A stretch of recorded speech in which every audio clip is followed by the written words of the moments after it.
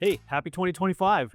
Today, the good dudes at Gubruds has a little fun. We've got a 35-year electrician and we have a 5-year electrician.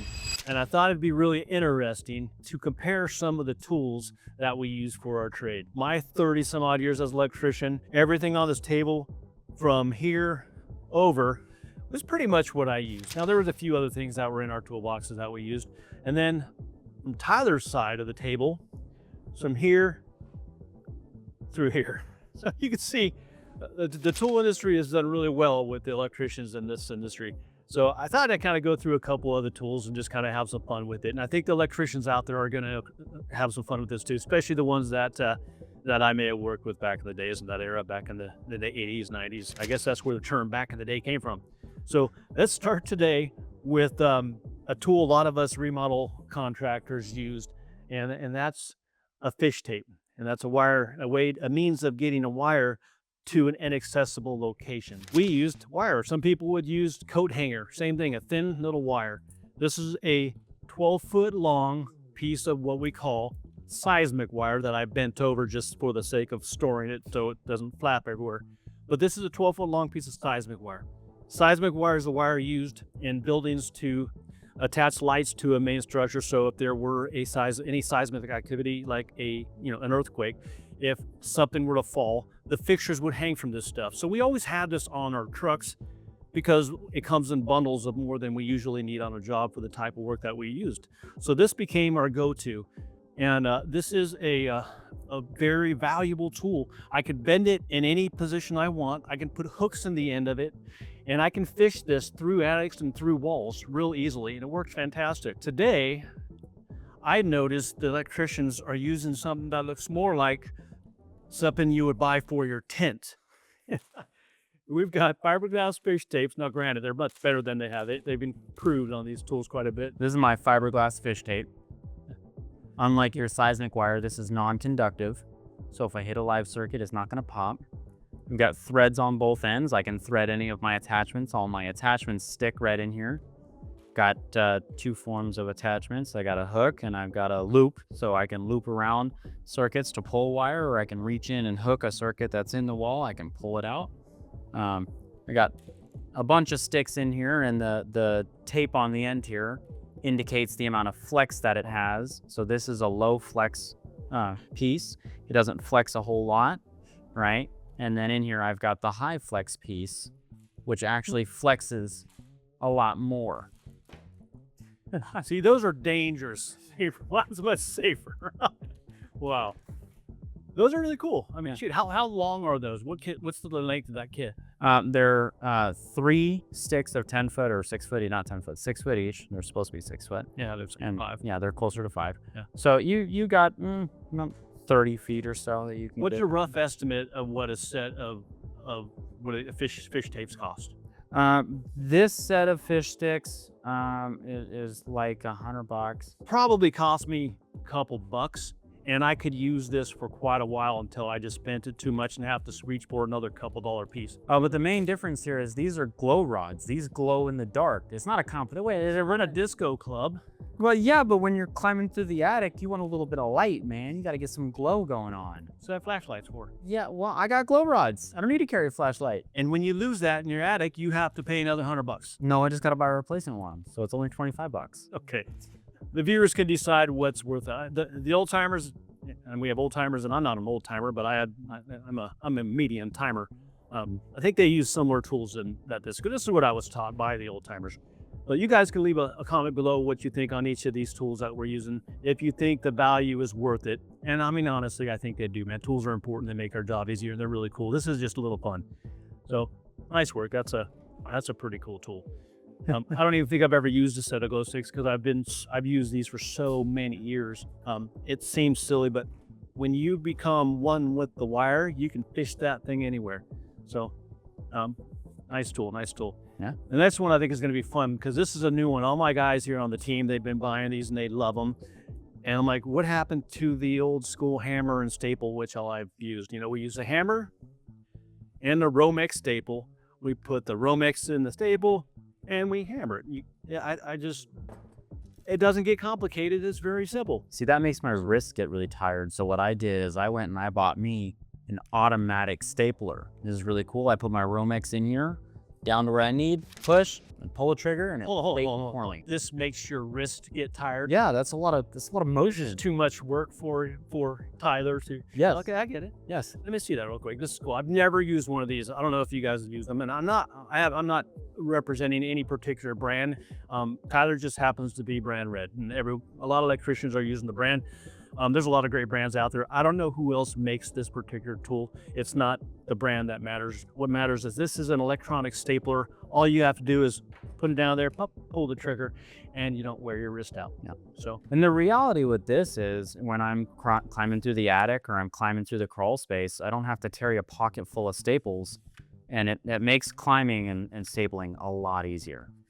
we have a lot more tools to go through, but so far all I've heard is excuses to buy cool tools. Really cool. No, this is really cool. What size batteries does this take? That one in particular takes a 12-volt battery, little M12, plugs in. It'll do about 300 staples on that battery. It's pretty light, pretty cool. Cool. Leave your comment. What you think? Old school hammer and staple, or new school? Don't hurt your wrist. I like Fancy $500 tool. I don't know what these things cost, but it looks expensive. $300. $300.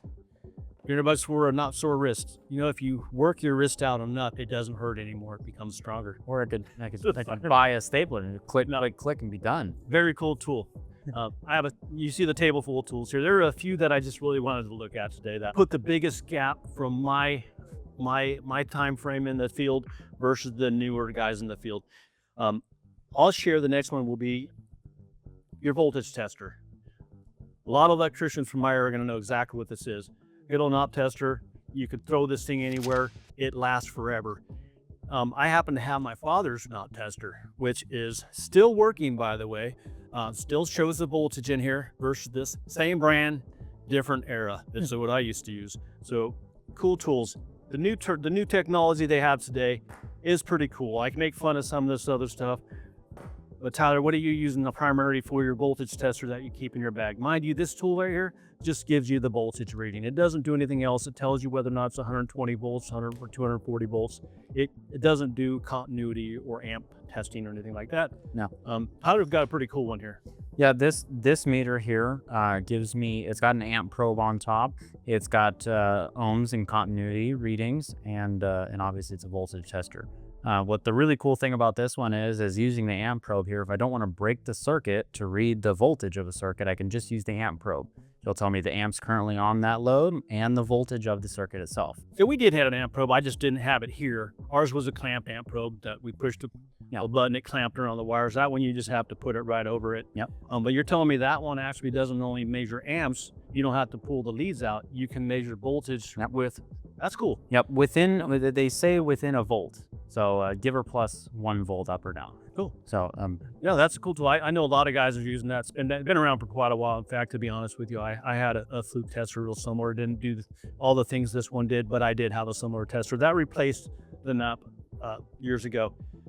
So fantastic tester. So that's cool. But I see you have another orange tester here. I don't have one of those sitting in my array of tools. Arsenal. What is this? Yeah, this is my circuit tracer tool. This is how we would trace out circuits in your home, almost like a toner. Except this, I can hook up to a live circuit. So when I find where the issue is and I throw it back on, make my connection or reestablish the circuit, I don't blow up my. So that'll work on higher voltage lines. So we did that back when I was an electrician, which wasn't that long ago. I only took the bags off maybe 7 or 8 years ago. We did have a toner. So the toners we used were the same toners that phone companies were used for low voltage data lines. And we could use that to trace wires fairly well if you knew how to use it. And it worked well, but it wasn't intended for that particular use. Now they have sounds like now they have a toner that's a little more robust. Yeah. High voltage tester, I can hook it up all the way up to 480 volt systems. And those can be live system and it's not going to hurt it.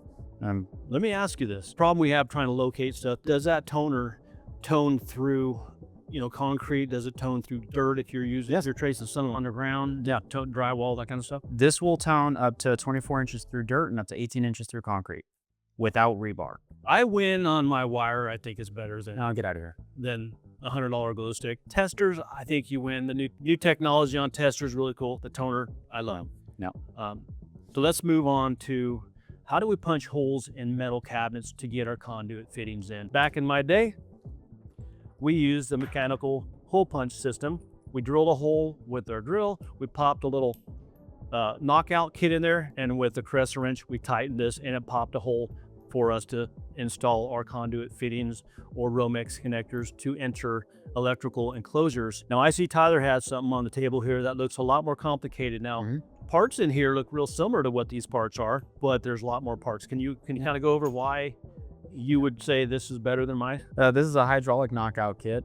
Same exact concept. I drill a small hole. I put one of these on each end, and I connect it to the hydraulic pump here, and then I just hand cranked, just like that.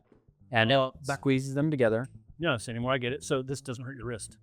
It doesn't hurt my wrist. Exactly the same thing. I couldn't sit there and with the crescent wrench. Hey. Man, electricians used to be tough and strong. We used to be able to lift a lot of stuff. Now the tools do it all for you. Yeah. I couldn't tell you what these cost today, but I don't think we ever spent more than $100 on a knockout set when they'd wear out. Yeah. I do know I know about these tools. You could spend thousands of dollars on these tools. So they do take a lot of work away from you. These are difficult to use, and they do. Are you saying that they hurt your wrist sometimes? Your knuckles and everything else when you're working them. So really cool tool. Electricians out there, and I know the guys out there in my era are probably using these today, and I did use these as well before I exited the field. So cool tool, but cool comparison versus just the different errors that we're using them. Now, I did want to just point something out for you real quick. This is not all of my tools. These are just some tools for an example. We didn't have a lot. We had a tool bag that we wore that had, maybe twice as many as these tools you see on the table. We had wire cutters, we had razor knives, we had channel locks, we had some screwdrivers, and we had some strippers, and we had our tester. And those were the bulk of everything we had. We might have had a small tool bag or toolbox that had a few things that we didn't carry with us. For comparison, this is the new Air Electrician. Yep. What do you call that? This is the stackable Packout system. Every tool manufacturer has their own version of stackable. And I'm assuming that's got a bunch more tools in it. Oh yeah. This isn't everything I own. No. The bag is full. Every single box has its own compartments of what I keep and what I use. Well, those are cool. Now, electricians, we have to drill holes to get wires to certain areas, right? So with all the fancy tools they have out today, what are you using to drill holes with? This is my drill right here. Really? Yep, that's it. It's all I need. I could put this in my pocket. Yeah, that's the whole point. But as a good friend of mine once said, that's not a drill. This is a drill. This is a whole-hog. This is what we used to use to drill holes.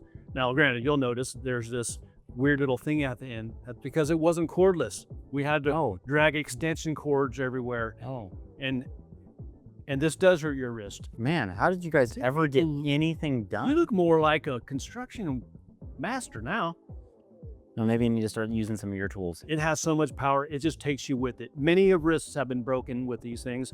Many of guys have been thrown off of ladders using these while you're drilling up, and it catches because they don't stop. This thing is very, very strong, and it's dangerous. They came out with, after this, a similar version of this that had what they call a clutch. So if it catches, it would at least ratchet and not throw you off the ladder if you were hanging on tight enough. So those are really cool. And I know the bits they have are better today, and the drills are much, much higher tech. Now back at, as they started coming out with better tools and better cordless tools, I myself also use the same tools, and they're much, much better. But this is kind of the difference between old school, new school. You could see some old school stuff behind us as well. These are some old meters on some jobs that I've done back in the day on old homes that are, pre-1930 and so forth. Kind of cool nostalgia to see the difference between them. All electricians kind of know what this is. This is a tool we did not have back in our day. Yeah, we used a Sawzall for what this tool did. And be honest with you, this is a tool I think is really cool. It's compact. It's great. I've used them quite a bit. The only use I've used them for usually is cutting maybe cabinets out for different boxes. It's great for that kind of stuff. I'm still more comfortable with a Sawzall, especially the hacksaw version of the Sawzall. It's really great. But the purpose of this video is to make some jokes a little bit, but also to kind of give people an idea, what are the tools that we use today to perform the services that we perform? Things have changed quite a bit. Wiring has changed quite a bit. This is really what an electrician needs today to do their job. They need a pretty large array of tools to get the job done. I wouldn't do my job today with the tools today. I would invest in what Tyler has here. We had to carry all of our stuff individually. In my van back in the day, I used milk crates, and that was where I carried a lot of stuff with. They have a really organized tool here to keep everything done that he can wheel. This is on wheels, kind of like a hand truck, and you can get anywhere. And I noticed your backpack is a tool. Would you mind opening it up, kind of showing the people what you fear there? It's a multi-slotted backpack and it holds all of my other bits that I don't need. I have got my my square, all of my drill bits, all kinds of different things. All my screwdrivers and stuff that you have out on the table all sits right in here for me. Nice and easy. Got a headlamp and other testers that go in here.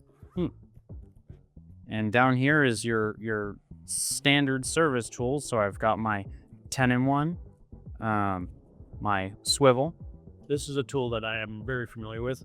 People say, why is your screwdriver bent? It's broken. No, it's not. This is a speed driver. This is used for using, fine threaded screws like faceplate screws, device screws, receptacles, and stuff like that. This makes it really quick. You can actually put your screw on the head of your screwdriver on the head of the screw and turn it instead of doing this. So it helps. Doesn't hurt my wrist. It doesn't hurt your wrist. Exactly. This is a really good tool. Now, back when I started, we did not have these, but that's a really valuable tool. I see another valuable tool in there that I use a lot. There's nothing worse than walking into a home or a business and looking at the wall where all of your receptacles and switches and stuff are, and they're all at different angles. So this is a great tool for that, to make sure you walk in visually, your eye catches a job that looks like it was done by a professional. Really cool screwdriver. It's got every head you normally need for the job that you're doing. My only problem with this is they do tend to be easy to lose tips with. So when you're working on something, you drop it and you got some rocks or some dirt or some grass and you go to change tips and you drop them. The only problem with these, but they are nice because you don't have to carry as many screwdrivers in your bag to keep the weight down, and it does everything in one tool. This is a nut driver and screwdriver for different types of screw heads. I mean, I hope you guys enjoyed this, the DIYers, electricians out there. There's a lot more tools that we use in our craft, but this is just touching the basics. So if you guys have anything that we missed, or you have a unique tool you'd love to leave in the comments below, we'd love to see them. We'd love to see what you're using, how you're utilizing the tools that you have. But if you ever have any questions, now call the good dudes at Gubruds. We're always here to help.